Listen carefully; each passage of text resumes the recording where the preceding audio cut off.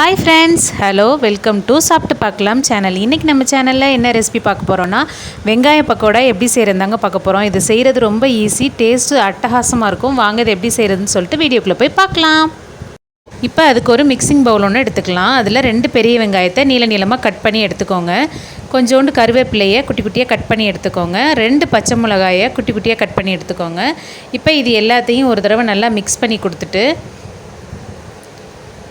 2 கரண்டி கடலை மாவு,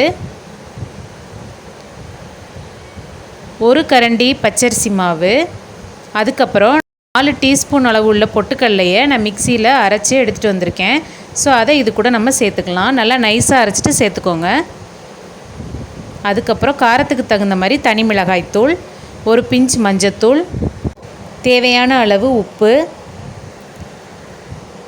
இதை நல்லா மிக்ஸ் பண்ணி வச்சுக்கிட்டு அதுக்கப்புறம் ஒரு 3 டீஸ்பூன் அளவுள்ள ஆயிலை ஹீட் பண்ணி இது கூட சேர்த்துக்கலாம்.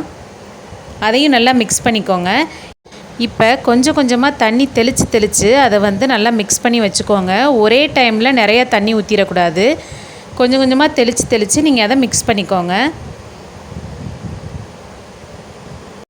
இப்போ இந்த பதத்துக்கு நீங்கள் ரெடி பண்ணி வச்சுக்கோங்க. இப்போ உப்பு காரம் எல்லாமே இந்த ஸ்டேஜில் செக் பண்ணிக்கோங்க.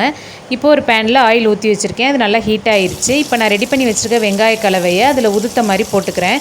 இந்த சலசலப்பெல்லாம் அடங்கினோன்னு நீங்கள் எடுத்திங்கன்னா நம்மளோட வெங்காய பக்கோடா சூப்பராக ஜம்முன்னு ரெடி ஆயிரும். நீங்கள் கடையில் வாங்கி சாப்பிட்ற வெங்காய பக்கோடாவை விட வீட்டில் செய்கிறது இன்னுமே ரொம்ப டேஸ்ட்டு சூப்பராக இருக்கும். நம்ம சோடாப்பெல்லாம் எதுவுமே சேர்க்கல, ஆனால் பார்த்திங்கன்னா கிறிஸ்பினஸ் சூப்பராக இருக்கும். நீங்கள் கண்டிப்பாக இந்த பக்கோடாவை ட்ரை பண்ணி பார்த்துட்டு உங்களோட ஃபீட்பேக்கை கமெண்டில் சொல்லுங்கள். இப்போ அவ்வளோதான், நம்மளோட வெங்காய பக்கோடா ரெடி ஆயிடுச்சு. என்னோட இந்த வீடியோ பிடிச்சதுன்னா என்னோட சேனலை லைக் பண்ணுங்கள், ஷேர் பண்ணுங்கள், கமெண்ட் பண்ணுங்கள், மறக்காமல் சப்ஸ்கிரைப் பண்ணி வச்சுக்கோங்க. தேங்க்யூ, பாய்.